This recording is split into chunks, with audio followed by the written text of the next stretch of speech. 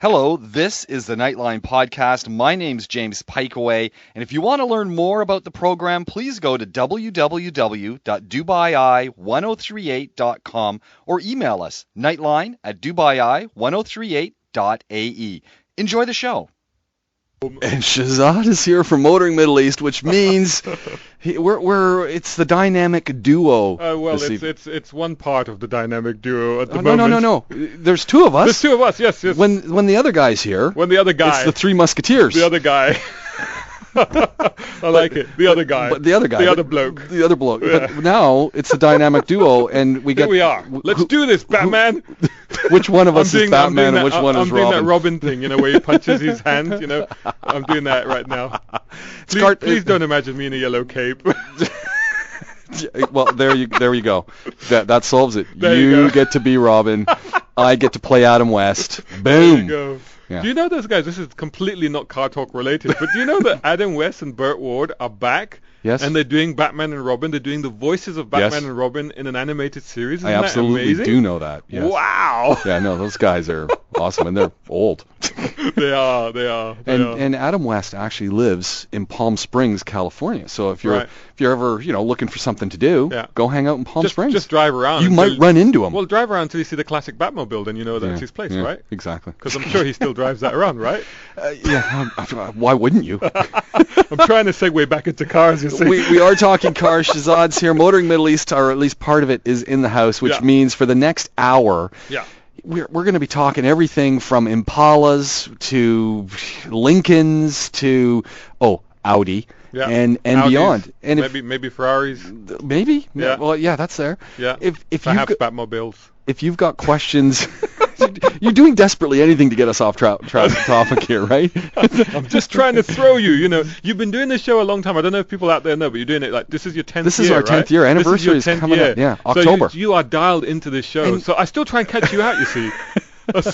I think we've already got a phone call. Oh my Esther's word! on the phone. I don't know who she's talking amazing. to. The other side of things is you guys. Before we get going, Motoring Middle East is 5 years old. We're 5 years old, which is really incredible when you start thinking about how magazines have come and gone and how you guys have really built this up. You came from the magazine world. You came from the publishing world, and boom. I gotta say, it's kind of, you mentioned magazines, and it's kind of bittersweet for me because when I came to Dubai, I came over here to do Car Middle East magazine, and that was the Middle East version of the famous legendary magazine from the UK. And we did a great magazine. But the reason I say it's bittersweet is because Car Middle East never made it to 5 years. Yeah. So I've now been doing Motoring Middle East longer than I was doing Car Middle East magazine. Now the Car Middle East just made it to 4 and a bit years. So yeah, it's kind of sad that magazines have gone that way because I have come from a magazine background and I've come from a print background. But the reality is digital is the way forward, and that's the area in which we are, and that's what we do, and that's what people are loving. They're loving it. Well, and you've got buying guides now on the site. You guys do reviews. You've got some sponsored material on there. You do films. I mean, you guys are really creating a site that offers us here in this country, in this region, the information we need to make informed choices about vehicles. It's also, it's definitely what you say is correct. It's about helping people to put them into the right cars for them. But more than that, it is, we did have a kind of a birthday bash, and to anybody listening out there that came along, it's on Facebook that we did a couple of Facebook live videos, and I also put them onto YouTube, and we had a great party. Thanks to the guys down at Cafe Rider for hosting us, and we were there on Friday. And I asked a few of our friends, our fans, our readers that had turned up. I said, so what have you enjoyed most? And it was quite interesting because what they said is that they said you brought a sense of culture, a sense of community to what we do. I mean, we used to do the live events, which admittedly we haven't done for 3 years now. We used to do these big meets, and people still remember them and relate to them. And they said it was a great way of bringing everybody together, no matter if you were a Mustang owner or a Ferrari owner or whatever part you were interested in, whether it was modified cars or standard cars, race cars or drift cars or whatever. Everybody could come together under this umbrella of MME and just chat to each other and enjoy and hang out. And that's kind of the groove that we picked up again a little bit on Friday when we had this party. It was just a really chilled, relaxed time, and it was great to to people acknowledging what we had done and what we had brought to the community. It was really, really heartwarming. And so a big shout out and thanks to everybody that took the time out to come along, and even those that sent us lots of great wishes and lovely messages. So thanks very much, everyone. And I'm glad that you guys make the time every week to come here to bring Motoring Middle East's digital online entertainment, information, education format to the airwaves. Broadcasting to the world. I mean, this is, thanks to you guys, this is the only true show that for an hour talks cars. Yeah, and with a Batmobile and stuff thrown in. But no, but you know what? Thanks also to Dwight and to you. I mean, you know, we've been doing, I think this show now we've been doing for nearly 4 years. So I think so. We were talking about this off air because we just lose track. And you guys started coming on with Gurov. That's right. And Matthias. When we were doing the classic stuff. That's right. Yeah.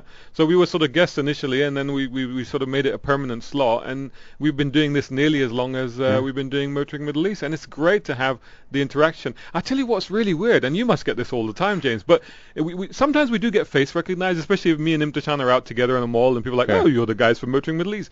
But to be voice recognized, well, see, that's the problem. It's happened to him twice, and it's happened to me as well. I get far less facial recognition because I keep changing my hair length and stuff, but I get voice recognition, and that really happens when people are behind shelves and things. Right. So and they don't see you, but they hear you. So if they see me talking, they never put the voice and the person together. They go, I know you. And I go, nah, I don't think so.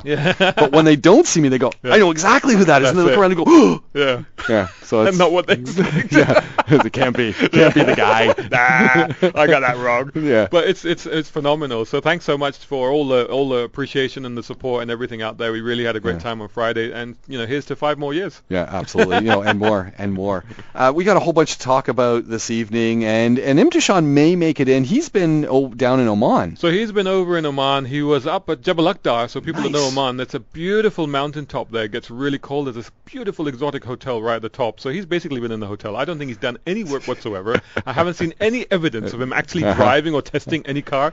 But ostensibly he went there to drive a Nissan Patrol, now with a new entry-level engine, a 4-liter V6. And this is in my notes. Yeah.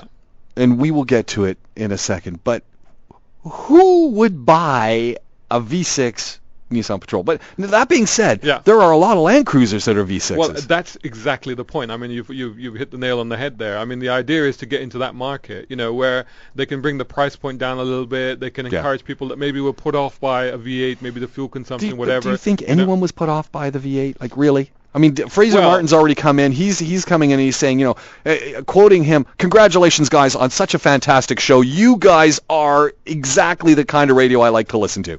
I paraphrased a little bit. That's always good. Fraser Martin, of course, a great friend, a great supporter, and of course he used to be on the show with us as well. He brings candies. Sometimes he brings sweets, sometimes he brings tomato chutney. You just never know with him. You never know. As long as he's not throwing the stuff at you. But really, I mean, I just can't imagine who would. I mean, I can imagine, but doesn't that is the V6 well, the thing is as good as the V8? Well, the V8 is still there, you see. So the top so end of the model, the V8 will still be there, but they'll be able to have a lower price point, so they'll be able to have a greater entry level for people that are thinking about getting into the Patrol. Which might work. Which might work. I mean, don't forget. I mean, in a sense, there used to be an Armada before, right? But now the Patrol is called the Armada in America as well. So you go from the Nissan range. You go from what? You go from Pathfinder. Where do you go? Right? So, and if you want something that can do the off-road business as well, and the Patrol is really the only way to go. Yeah. And at the moment they are, let's be honest, in terms of sales, they appear to be doing slightly better than their main opposition. Of course. So if they throw the V6 in there, which the Land Cruiser already has, and granted, I'm kind of scoffing at it, but a lot of people are buying. I mean, I think probably more people buy the V6 in the Land Cruiser, and even those V6s are out bashing dunes. That's right, yeah. So maybe as long as you got to talk, it isn't an issue, is it? Right. I mean, how this car drives and what's its character, we won't know until Imthishan manages to barge through that door. Yeah. If he indeed manages to get here before the end of the show. I mean, just to let people know, he literally landed at the airport just moments before we came on the air. So whether or not he's going to make it tonight, I don't know. It'll be depending on how quickly he gets through the airport. His fan club will be there at the carousel. Imthishan. I just had a vision of all these people lining up outside with Imthishan rocks boards. Yeah. Pretty much. That's what I'm seeing too. So that happens to me every time I come back from a press trip. I'd love to know, folks who are out driving from here to there. 4001 is the SMS line, and we've got. We'll give you the phone number in just a second if you want to get involved. But I just, just a straw poll. V6 in a Patrol, and again, we don't know the stats, we don't know what the torque's going to be, but you can imagine that they're thinking this through as well. Yeah. Would that sway you to go that direction? Because obviously the vehicle will be marginally less expensive. I think, if you're looking to get into that car and, you're on a little bit of a budget, then perhaps you would consider that. Honestly speaking, though, if I was to consider a Patrol, me personally, I'd go, I want the V8. That's exactly, yeah. And I want the full fat, 400 horsepower one, so, yeah. I always go back to Mr. Alfalassi, and I say, what's he going? What would power? That's what he's going to say. He's going to say, what, V8? Why just a V8? You need supercharged If they as well. put a V16 in there, I'll have that one. Yeah, he says you don't go lower. You never go lower. No. And so, I have been power intoxicated rather a bit lately because I've been driving a few very, very powerful things. You know what? We're going to come back and we're gonna pick up with a message from David. Cool. We're going to talk about your Audi experience, and then we're going to hit the Ferrari as well. Cool. I mean, not literally. No, it's expensive insurance on that. If you're wondering what you're listening to, this is Cartalk, Motoring Middle East. Well, at least Shahzad is here from there. Imthishan, I am certain, is listening online. We will be talking about cars. We want you to get involved. This is Cartalk, Motoring Middle East. Shahzad is here, and we have got questions already coming in. We've got things we want to talk about, but we've got a question actually. So we've also got Fraser Martin on the line. So I haven't put up the fader yet because why talk over him when he's live? So what we're going to do is we're going to put up just in a second. But David has come through with a question, and Fraser, amongst other things, will be able to answer this question because and David's come through and says, "Hey guys, I love the show." Awesome, thank you very much. Thank you. He says, can you advise on getting an LR3 or 4 second hand? Is it much better to get a newer model? That's his question. And I know my answer to that, but let's see what Fraser says. Good evening, Mr. Martin. Good evening, gentlemen. How are you? Hey, Fraser. I was good evening. I was interested in James's paraphrase of my earlier comment, which was "That's enough puffery, thanks, boys." I used editorial license. Yeah, you certainly did, and you weren't going to get away with it. Yes. I think it's licensing to lose. To answer your listener's question, I think the answer is LR4, and as new as you can get. Yeah. And on the basis of the fact that I have just spent the better part of 2 weeks in a rather splendid V6 version, I'm completely resold on the car. Yeah. I've thoroughly enjoyed it, and it's just a clever thing when it comes to getting it wrong and getting yourself out. But obviously the trick is get something that's got a bit of warranty on it, and no names, no Patrol, but get down to Altas and buy a used one from them. Yeah, because at least that way you have the peace of mind of the fact that it's been checked and they'll probably have a warranty and stuff like that. So, yeah, but I mean, I totally agree with you. It's a fantastic family car, much overlooked car, as good on road as it is off road. Very spacious, very comfortable. But there are issues with the car if you buy them used. It does have problems. So I would get it thoroughly inspected before you choose to buy one. I think you just buy a sensible one. And as I say, the only way you're going to get that is to go to the dealer and get something that's been through the whole checking procedure. Yeah. But I'm sitting obviously at the side of the road, talking to you now. You've not broken down, have you? No, clearly not. You're not doing the walk of shame because you need to get petrol and you've run out. I'm just about running out of petrol, but it's a Nokia 6310, so we're not on to behave yourself. All right. I'm sitting at the side of the road, sensibly talking to you without driving, as one does. And one of the things that has struck me today about the car more than anything else is that you have this command driving position that they call it. It does have a very excellent seating position. And you are just sitting up above everything, so you can see all the nutters getting it wrong in front of you, and there's plenty of time to sort it. Yeah. It's such a good vehicle. Yeah, you do feel very regal until the moment you break down. Yeah, absolutely. So I don't know about all this breaking down thing. I mean, this thing hasn't missed a beat. No, you're driving a brand new car. Well, it's not quite brand new. It's got 15,000 clicks on it, and I've been giving it a caning. So, if it was going to go, it would have gone by now. No, but like you say, fair play. I mean, just get the newest one you can if you're really going to get it. By the way, I should just add that there is a new edition of this car coming very, very soon. A completely all new discovery, as they call it in other markets. So, but that won't be until next year. I think we'll get the reveal of that. Okay. Yeah, about a third of the way through, I would think, end of the first quarter-ish. Yeah. And it'll be an interesting car to see when we get round to seeing it. Fraser Martin, thank you very much for joining us, getting involved in the program and helping David with some advice. And always great to talk to you, man. Well, I really just wanted to correct your attempts at being nice about my rather your quote that says we are the most awesome presenters of automotive talk in the Middle East. That one? That's the one. Yeah. Okay. Fraser, I gotta let you go. It was great talking to you. All right. Take care, Fraser. Bye. Oh man. The power of the fader. That's cool. That was like olden days again. Like he was back in the studio. It was amazing. It was awesome. It really was. We got another one. We're still going to get to. So we're gonna lead off the next segment talking Audis and Ferraris. Sure. But we've got one from Pavine who wants to know what's your view on the Volvo XC90. How's the engine?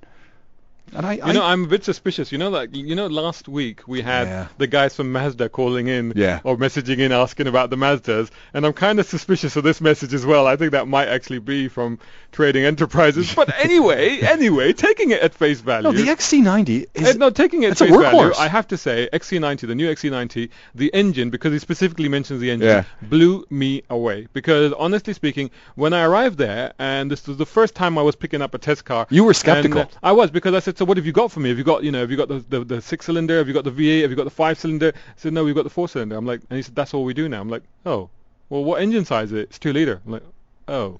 And this is a big car we're talking. XC90 is a full-size Volvo SUV. So I got in the car and I switched it on, and the first thing I did to get out of the drive was I put my foot down because I thought, it's going to struggle a bit. I put my foot down, it took off. Yeah. I mean, you got whiplash. You don't get whiplash in a Volvo, you see, because the headrests are designed in such a way so that they're very, very safety conscious. They have anti-whiplash seats, so that's very well mentioned there. Yeah. But no, it was shockingly quick. Now this engine is something they call a twin charge motor, so it's supercharged and turbocharged, and boy do you feel it.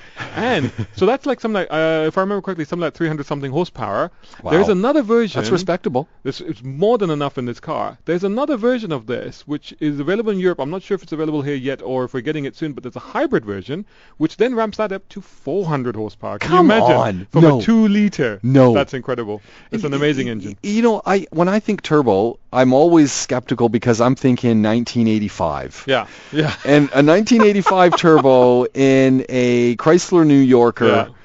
It was a nice turbo, but in the 1980s, it was just about having a turbo badge on the back of the car. Yeah. And then you're basically sitting there with your foot on the floor, waiting for that turbo to eventually kick in at some point. And if you had to get that thing fixed, basically you had to mortgage your life. Seriously. But turbos now and supercharging completely different kettle of fish. The technology is just the lag is all but diminished altogether. The reliability is there. You remember in the old days in the 80s when you had a turbo car, when you stopped, you had to leave it to settle before you turned it off. You weren't supposed to turn them off straight away because otherwise you'd crack them, So, but now you don't have to do that. You don't worry. You just drive it like a normal car. You don't have to worry about whether it's a turbo or whatever. I used to love it when you put your foot down and thought, okay, I'm going to get some acceleration. It's like, hold on, count, 1, 2, then it started. And so you say you're doing a right turn or a left turn at a traffic light. So the light's gone green. You've put your foot down. You've turned into the corner. Nothing's happened. As you're in the middle of the corner, the turbo's decided to kick in. Yeah. Round you go. Fun times. Yeah, it was a lot of fun. So there we go. So Pavine comes back and he says, to be honest, the question is not from Trading Enterprises. I have booked it, but have not. But I've got a couple of days to confirm my booking. Confirm it. It's a great car. I loved it. So we just talked about the engine, but as an overall car, as a family car, I thought it was extremely clever, very practical, very spacious, lots of nice little touches, very, very Volvo-esque. And that's what I love about Volvo, because they just do. There's great technology, and as you said, whiplash seats and all sorts of things. These are safe cars, but safe, it's the little things. It's the little things they do that you kind of go, that's thinking. Well, you hit the nail on the head. So, for example, and this is something that I discovered, which even the dealer at the showroom didn't know. When I returned the car, he was like, I didn't even know that was there. So this has got 3 rows of seats. So in the third row, obviously, it's for kids, right? Yeah. And in the corners, at the edge of the seat, you have little cubby boxes, which again, obviously, are for kids to put their paraphernalia and their let's be honest, their iPads and their toys and stuff in. When you open the lid of this thing, it's got a little spider web, embossed into the lid. Nice. Isn't that so amusing? Yeah. With a little spider there as well. Yeah, So it's like your little friendly spider in the back. So it's just a nice little touch that nobody would normally think of. Let's just do that. So it's sweet. I love the XC90. We give it an award. Great car. Confirm it. Pavine, just go for it. Yeah. Confirm it. Get it. And when you do get it, on that first drive, you've got to do a little Instagram and put it up. That's right. Yeah. And not too heavy on the throttle. Yeah. Beware. Absolutely beware. This is always I love it when folks like Pavine and others call in and text in and say, hey, I've got this thing on order, I just want your advice. Yeah. Am I going down the right path? And obviously he's talking to all his friends, don't just talk to us, but he's taking the time to get involved. Totally. And honestly, just do it. Do it. Yeah, great car. You'll love it. Yeah. In fact, let us know how you get on with it after you've had it a while. Yeah. We'd love to hear from you. You got questions about cars, you got an observation about a car, you got something you want to get off your chest about a car, this is the place to get involved. Motoring Middle East is in the house. Shahzad is here, and we got a whole bunch more to talk about. Coming up next, we're talking 2 Audis and a Ferrari. Power! Motoring Middle East's Shahzad Sheikh is here. We're taking questions. Imthishan will be on the phone in about 15 minutes, so we'll still get him in on the show. Yeah, he didn't quite. I mean, to be fair, it was a tough task to ask him to get from the airport to here, but he has got home, so he is at a phone, so we will be able to find out what that patrol was like. Yeah, we will. So we'll get that in the last bit of the show. You had the opportunity last week to drive around in a couple of Audis. I did, yeah. You had the big boy outside when you came into the show, and That's I kind of right. went, and then I sat in and I went, I love this machine. Yeah. And it has that sort of effect on you, doesn't it? And we turned on the engine and it just rumbles. Yeah. And then you said this thing it'll take pretty much everything. It's a beast. So the car that you're talking about was the big limousine. So it was the Audi S8 is the one that I had here last week. It was beautiful. And the S8 or the A8, which is the same model range, which is the big Audi. Yeah. I mean, that's coming pretty much towards the end of its life cycle now. We'll probably be seeing a new one next year or late next year, I should imagine. So with the S8, what they've done, the car that I had was not just an S8, but it was what they call an S8 Plus. And what they've done is they've got the same 4-litre twin-turbo V8 in the car, but they've taken the power up from 560 to 605 brake horsepower in this car. Come on. And now you Really? it is absolutely phenomenal. And now here's the figure to think about. And I know it's getting really anarchy, but it's a figure to think about. So a 0 to 100 acceleration time on a regular S8 is 4.2 seconds, which is pretty darn quick by any standards. I mean, that'll blow most things away. This car was 3.8. We're getting into supercar territory with that. That's as serious. fast as an Aston Martin Vanquish. Yeah, that's serious. This I'm talking about a 4-door luxury. It's a luxury limousine. It's a beautiful car. Yeah. That was the thing when I got in, just the refinement, the finishing. It's an Audi, and you go. Yeah. I love how this makes my ego feel good, it pampers me. Yeah. It's a destination car because you want to go to a destination in it and arrive in it, and when you get out, you feel really good. It's an event. It's an event car, yeah. And the thing about that car is that it's not just, okay, let's just put a load of power into a big saloon. Yeah. Well, the thing is, it's one of the lightest limousines out there because it's all aluminium. Yeah. So it's actually very light. So it feels very nimble, plus it's got quattro. So I'm not saying it's a sports car. I'm not saying it's a sports car, but you throw this thing around a corner, it's unbelievable for such a gargantuan car. Yeah. It really will, it picks up its skirt and round it goes. I didn't like all the red lighting. That was, it's an Audi thing. That, yeah. I only sat in it for 2 minutes, but the first thing I said is I don't like this lighting. Yeah, there was a night, so it's a bit overwhelming. You can turn it down a little bit. Yeah. So anyway, I gave that back the next day after you saw it, and I picked up another car with exactly the same engine in it. So this time it's called the RS7, which is the A7 Sportback, so it's the 5-door hatchback version. And again, what they've done is the same thing. The RS7 Performance is the car that I picked up, and again, same engine, they've taken the power from 560 up to 605. This being a slightly smaller car means that the acceleration time, remember the S8 I said was 3.8? Yes. Okay, this one 3.7, so a tenth quicker. So of the two, which one did you like better? I putting you on the spot here. It's a really difficult question because I do like them both, and I have to say the S8 is probably one of my two favorite big cars. This one and the Jaguar XJR, and I think but I don't feel personally that I'm ready for a big saloon. You know, Okay. I You just think, don't feel old enough yet. No. So I think RS7, yeah, for me definitely RS7, a phenomenal car, perfect size, great family saloon, and you can blow most sports cars into the And weeds. the kids, what were their thoughts? Because you do the school run with these. Yeah, they love both of them. Okay. Both of them, yeah, very very comfortable because there's loads of room in the back and stuff, Yeah. so very very very comfortable. And the RS7 more practical. I think the hatchback, the boot space was a bit bigger in that as well. So. Now, because these are nearing the end of their life cycle, does that Yeah. mean that there are some deals to be had? No, I don't think we're that Okay. close yet. No, I don't Okay. think that close. I mean, these cars weren't cheap, so we're talking 550,000 Yeah, dirhams they're a for lot the of money. S8. That's a lot of money, and we're talking 512,000 dirhams for the RS7, so just slightly cheaper there. Here's the problem I always run into when I start looking at that price range and I start looking at other vehicles. And that's before you tick the option boxes. Right. Yeah. The thing that I keep doing is I keep going, Audi badge or Mercedes. Yeah. If I'm going to spend that much money, the Audi's an awesome car. They're beautiful cars. They're well designed, but I always kind of go Audi or Mercedes. Yeah. Or maybe you might even throw BMW in there. Yeah. But Well, I think the problem You know with I'm biased. BMW are great cars, but the problem with them is that they're a bit pricey in this market. Yeah. So, and I do think that they tend to be slightly higher than Mercedes even, and certainly than Audi. I think Audi probably offers the best value in that range. And I think that's exactly where it is. Yeah. You're getting absolute value and you're getting phenomenal engineering. Just get over the badge. Absolutely. But having said that, Mercedes are putting out a lot of new metal at the moment, and I had an opportunity to try recently the E-Class, as we mentioned As you before, did, a couple of weeks ago, or last week I think it was, and that's a phenomenal car. I mean, the safety kit on that is amazing. Yeah. There's a lot of tech. I mean, they've put a lot of technology on this car. So it's getting harder and harder to figure out where you want to go, and the quality of these vehicles I is... think, it's like what you said right at the beginning of this segment when you talked about how that car made you feel, and I think that's really important. I think you're getting to a stage where it's very hard to say what's a good car, what's a bad car, so really it's about how that car makes you feel. And if that car feels right for you, then that's the one you should go for. You also had a Ferrari.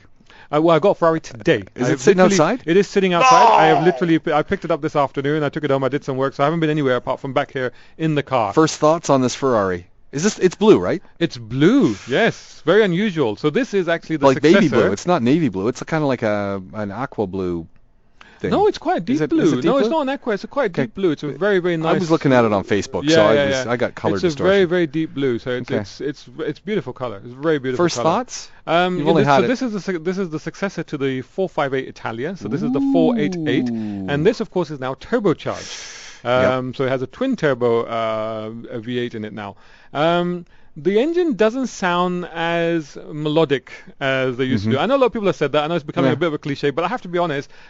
For me, that was immediately like, okay, the old car was a screamer. This is not a screamer anymore. So it's got more deep, more guttural. It's a bit more. It's the V8 burble is still there and everything, but it's a bit more guttural. It's a bit more low down tones. But yeah, shocking performance. And again, it's a Ferrari. It's an event again. We're talking about an event car. I took this car to the school this afternoon, which for a while seemed like a really bad idea because I was just hemmed in from all sides by these giant SUVs that could barely see me. So it's kind of scary a little bit. But I had promised Junaid that I would pick him up in the Ferrari, so I'd gone down there and I'd put the roof down as well, so double pose factor because this is a Spider version that we've got. And it was causing a commotion. It was. So this is the thing that a Ferrari or a Lamborghini or cars of those ilk does that nobody else can do, So it's truly an event. So I'm hoping to get it out over the next couple of days and go for a run. Just follow us on Motoring ME, and you can follow me and stuff as well on Instagram and Snapchat, whatever. That'll be awesome. And see how I get on. But yeah, looking forward to giving this a try. So Turbo Ferrari. Oh, man. Phil Yusuf has come through and says, question for all of us. He thinks there's 3 of us here. Well, we can pretend. Okay. Who's going to talk like Imthishan? Oh, Imthishan often doesn't say anything for He a often while. doesn't say anything. That's why you can pretend. It's very easy. And then he'll be on the phone later on, so we can just pretend like he's there. It's no problem. It says if you had a chance to buy any car you wanted, except for hyper, sports cars, supercar kind of thing, but only keep it for 1 month and then sell it for the same price just for the heck of getting it out of your system, what would you buy and why? Wow, that is such a really good question, isn't it? That is, and you always say that's a really good question when you don't have an immediate answer for that, right? Yeah. I don't know. I need to think about that. That is, well done, Phil. I mean, that's Maserati Ghibli. Yeah, that's where I'm going. That's your answer. I am going with the Maserati because I've always, and this is the irony. We've been doing this show for 5 years. I have yet to drive a Maserati. Yeah. I'm in love with Maseratis. For me, this is the car I want to own. Did you see I posted up a picture earlier of a Maserati hearse? I did. By some Italian firm. This thing looks like something out of Thunderbirds. It looks amazing. I love the fact that the Maserati has the Ferrari engine in it. Yeah. I love the fact that it is a it's a saloon car. It could be a family car. I love the way it looks, the ability to adjust the sound and the drive. I love the badge. Well, for me, it's just, and ultimately, I have some Italian heritage. My in-laws are Italian. There you go. And I always have in the back of my... The car talk to you. You feel the car. You feel the emotion. I want to drive in. Passion. I want to do the drive in to St. Lazare into their farm, and I want to do a Burt Reynolds brake turn. Oh my God! In a Maserati. I don't know if you can do it anymore with I these don't know. handbrakes and stuff. Yeah, I don't know either. However, the thing is, because what he said, it's a very clever question if you think about it. But then I want to give it back because ultimately I can't afford that car. Yeah, but maybe you can, because Maseratis, especially the Ghiblis, are meant to be the affordable Maseratis. But here's the thing. The reason I want to give it back is because ultimately, I'm talking Canada. So I'm going to want to have a nice winter vehicle that I'm not going to feel bad about the sand and the slush and the stuff getting on it. I want some... Let me drop the fly in your ointment. Okay. There it is. And the problem, what he said here, very interesting. Again, very clever question. What he said is like you got to get rid of it for the same price that you got it for. Yeah. Now with the Maserati, I've got to be honest with you, you will have depreciation. No, but I thought he's building that in. Is that you're going to be able to get the same price, so you don't have any... No. You have to resell it for the same price. Oh, so having thought about that a little bit. No, that's not going to work. I would go and staying in the Ferrari theme of the evening, and if you'll allow me that, because he has said hypercars. Now I don't consider a Ferrari 328 or a Ferrari 308 the Magnum car to be a hypercar. I consider it to be a supercar. That's the one I'd go for. Yeah, you're right. Because you could have that. You could be Magnum for a month. Yeah. You'd sell it. You'd probably make money. You wouldn't lose money on it. You'd make money. Yeah, you're right. If by any chance he won't allow me a Ferrari, if you consider that a hypercar, then I'll go for any 60s or 70s muscle car. Yeah. So go like a Dodge Challenger or something like that, Again, you could enjoy it for a month, sell it, you probably get the same money back on the car. A good old DB8 would be probably... Aston Martins would be great, when they're running. Yeah, if they're running. If they're running. An old MG. Yeah, Jaggy type. Yeah, that would work. Yeah. Oh man. So there you go. So I think the answer to Phil's question is going down the classic route. But now the question is, Phil, what would you buy? Yes, we have to throw that open. Phil, definitely. Come back to us. Yeah, we want to know.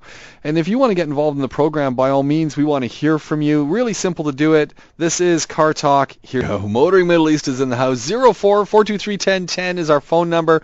4001 is the SMS line. Esther is sitting by the phone, by the way, if you do want to call through.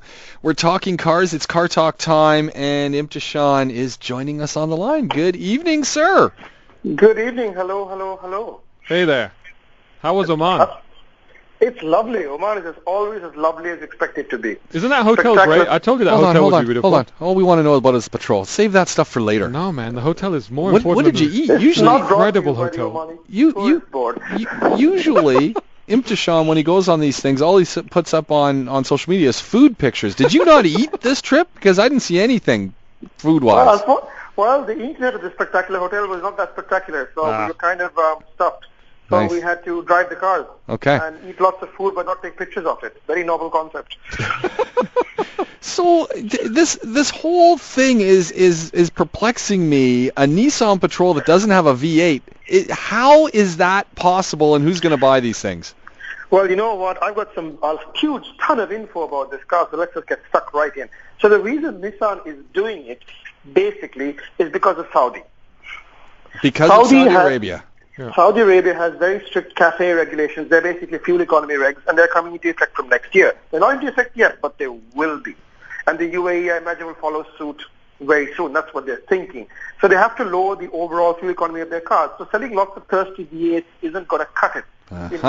They're selling lots of them. So it's a problem because they're selling lots of them, but need to sell them with better fuel economy. Okay. That's reason number one. Reason number two is their arch rival, the Land Cruiser, which they actually outsold last month. Can you imagine? They actually outsold, that's official. And as a whole, I think they're on track to beat them this year. But the thing is, Land Cruiser sales are 60% V6. That's a lot of people who aren't ticking the V8 box when they buy their car. So honestly, it makes sense to copy what the market... So just repeat that. Land Cruiser sales are 60% V6? 60% V6. Wow. So that's a bit of a lie to the thought that we just buy V8s here. Yeah. No, only Shazad believes that. Power! and Mr. Muhammad Al-Falasi. You can. Yeah, nobody does that in the real world because they all have to pay the petrol bill. Yeah. And this V6 has 30% fuel economy. A couple more numbers for you in case you're interested. The old V8, obviously, was a 320 horsepower version, a 400 horsepower version. Now, that was 70%, I believe, the 320 horsepower version and 30% the 400 horsepower version. Now they're expecting 60% uptake going forward. What's the numbers? What's the exciting numbers? So the 400 horsepower V8, that's staying, right? Still there, but it's only in the top line LE model. So the basic SE and XES models get the V6 now as standard. Right. So it's basically a big change because you're losing the V8. So basically all models apart from the range topping model will now be V6. Yeah, although the LE has a lot of trim levels. There are like 3 different trim levels in LE. And there are like the Nismo model and the Desert Edition, all of those have 400 horsepower V8. So you're fine. But the V6 is the XES and the SE. And there are a lot of trims there. So there's a new Platinum Titanium Edition. So what was it like to drive, though? So give you a background. Are you shaving as well over there, Imthishan? I'm hearing buzz like you're doing an ear shave or something. I'm trying not to. Hold on. I'm just going to stay still. It's very difficult. The engine is basically the same one from an Xterra, but it's been retuned for Patrol. So it delivers more torque between 2 and 4,000 RPM. They thought tune it to feel like the V8. In that respect, I don't think they've quite succeeded because it doesn't feel like it feels like a V6. It feels like a pretty heavy car. Yeah. So it doesn't have the initial push. I mean, these are not obvious things that you wouldn't know. It's not a V8. On the other hand, around town, it's fine. Yeah. It gets you around pretty fine. I think for the kind of person who buys a Patrol and just wants a Patrol, lots of space, you can get all the toys that you get in a V8 in a V6. Did you go off-road? No, we didn't have time to go off-road because things went a bit off over time. But for the most part, it's okay. I say okay because I think for most people, it's going to be more than sufficient. Think of it like this. The V6 revs more. So the V8 does its best work between 1,000 and 3,000 RPM. This does its best work between 2 and 4,000 RPM, if you see my drift. Yeah. And it's got a 7-speed auto standard across the board now. So by and large, it's reasonable. Obviously, it's not going to feel like a V8. There is a power deficit. But the fuel economy gains expected should be offsetted. And for punting around town, it's fine, I think. Do you think people will eventually just forget about the V8 anyway, much like it's happened with the Land Cruiser, and the V6 will just be the norm, and they'll say, well, that's just the way it is?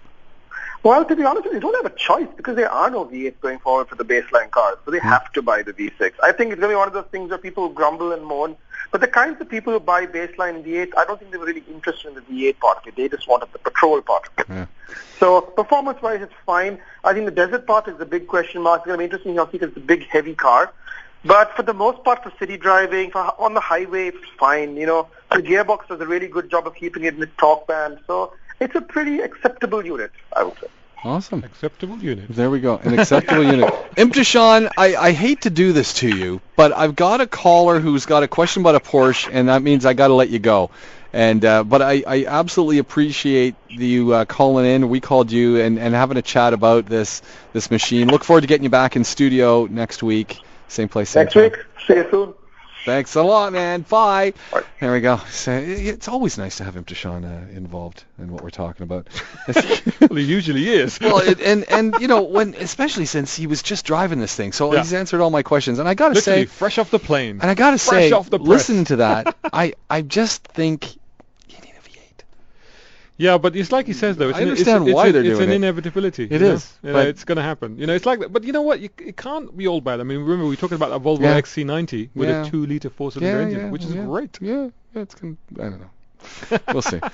We've got Ahmed joining us. He's got a question about a Porsche. Ahmed, good evening. Welcome to the program. Yes, good evening. How are you? Hey, you know what? We're doing awesome. Can I have just a simple comment on the previous caller about the Nissan Patrol? Yeah, what do you think? Go for it. I think they will just continue making the Nissan Patrol Safari, the 6-cylinder one. Yeah, that's going. Which is a gas... no, it's still there. But they're getting rid of it, though. They're not. Yeah, they've been saying that for a while. Yeah. So as the gentleman saying, the 320 horsepower V8 it will be replaced with the V6, a new one. That's right. And as I hear, the 8-cylinder, which is a 400 horsepower, I think it will stay there for a while. I don't know. That's right. Yeah, no, you've got it exactly right. That's exactly what you said. Yeah. All right. Yeah. Now my question. I want to inquire about the 2016 Cayenne GTS. Yeah. How it is? Did you test drive it? You have a comment in it? 2016 Cayenne GTS. Yeah. Yes. It has a new engine, by the way. Yeah. Turbocharged, twin turbocharged with V6. Right. I think it was on Carrera before. That's right. I'm just trying. I think I have driven it. I'm just trying to remember the car. The thing I would say about I think that's actually a very good car. I think the GTS is actually probably one of the picks of the Cayenne range. And certainly when you think about the fact that actually you can get it for the same price, if I'm not mistaken. A top-of-the-range Macan, whatever you want to call it, is more expensive than the Cayenne GTS. So why would you not just get a Cayenne GTS? It makes a lot more sense. The only thing I would say is that the Cayenne GTS is beginning to come to the end of its life cycle, and it is beginning to. Last time I drove one, I remember thinking that this car is beginning to feel a bit old now. So just compared to the rivals in the market, such as, for example, the GLE and the BMW X5M and stuff like that, the Cayenne is beginning to just feel a little bit old. You know, there's a lot of buttons and stuff in it. So I think there's probably going to be due for replacement soon. But if you don't mind that, and if you like the car, and I do think the current Cayenne, in my view, is the better looking Cayenne. I think it's a very pretty car. Then absolutely go for it. I think it's a really good choice. Okay, I have one maybe information about that. 216, they have modified so many things in the body. Yeah. The engine, the new engine. Yeah. And they added also different seats. They are very comfortable seats. Yeah, manufacturers often do that towards the end of the life cycle, as they just refresh the model to keep it going for a bit longer. Same like I was talking earlier about the Audi S8. And again, they've updated various aspects of the A8 S8, but we know for a fact that there probably will be a new one revealed later next year. So, yeah, you're right. They have updated it. But the point is that when I drive these cars, I try to put it into context of a lot of cars I've driven. So I have a mental calibration that allows me to go, well, it's still a great car, but it feels a little bit more older compared to X, Y, and Z. So that's all I'm saying. But having said that, it's not a bad car. There's nothing wrong with it. And if you like it, you should go for it. Yeah, I mean, to compare it to other German cars, Porsche is the number one, I think. In quality-wise and standard. Yeah. It's because I tell you frankly, I did have a Mercedes. Yeah. It is a horrible car, especially, I'm sorry to say this, with the agent. With the agent here, I'm saying. I don't want to mention names. Yeah, no, fair enough. No, I mean, to be honest, people have good and bad experiences. I mean, I know people who have had bad experiences with the Porsche representatives as well. Okay, so, can I tell you one small story about the Mercedes? You know what? Unfortunately, Ahmed, I would love to small. It is very, very small. Just for maybe the listener can. You got 20. You got 20 seconds. Don't worry. I took my car to a dealership here, local, and they said there are some sensor is not working, and you have to order it. It will take 2 weeks to 20 weeks to 20 days like this. You have to suffer for a while. I took it to a friend of mine in Abu Dhabi. He's expert in electrical work. It took him only 10 seconds to repair it. There we go. There you go. There you go. It's always worth shopping around, isn't it? That's the important. That's the lesson you learn there. That's why I'm saying the agent is horrible here. Well, we don't want to say it. The message is clear. I have experience. I'm telling you from an experience. Thank you very much. Ahmed, thank you very much. Enjoy the car. Enjoy the car. You know what? I got to say. He's got a fair point. He does. But to be honest, you hear good and bad stories from everywhere. So it's hard to single out a dealer. I think it's just the experience that you have, Okay. I got to make an apology to Narian, who sent me through an email with his questions, and I put it at the bottom of the notes. And I did miss it. Well, to be fair, I can just quickly pick up on this. This was a question regarding whether he should get the F-Pace or the Levant, right? Yeah. Now, the problem is that I personally have not driven either of those cars. So, he wants to know, should I buy an F-Type V6 or the V6S Coupe or the Maserati Levant? Yeah, exactly it. Oh, the F-Type Coupe. Yes. Okay, so I was thinking F-Pace. So you know what I'm going to say is you know what, we will put this at the top of the show next week. Yeah, let's do that. Yeah. And although it's a tricky one because he's talking a coupe versus an SUV. I know, okay, I know. All right, but there's a whole bunch more. He's got a he's got a whole bunch of criteria. So we'll put this right at the top of the show next week, and away we go. And can we also give Phil Yusuf a shout out because he did come back and answer his question, didn't he? Yeah, 930 turbo. But I would never want to sell it ever. However, so he's breaking the rules of his own. If I had to sell something, I would buy a 68 Dodge Charger. Cool option. There we go. That's cool. Yeah, good question, Phil. Love that. Thanks so much for that. Yeah, thank you very much, and thanks to everyone who got involved in the program, and thanks a lot to Ahmed as well. Did some ops. That's great stuff. Great stuff. Motoring Middle East has been in the studio. This is Car Talk. Happens every week at this time for an hour. If you want to get involved, drop us an email. Nightline at dubai1038.ae. I do usually get all the questions on the show. No, we do, but it was busy tonight. Yeah. It was a bit busy. We had lots of call-ins and stuff. Yeah, we had lots of little messages, lot of call-ins. So it's great, though. It's great to have this interaction, and thanks so much, everybody.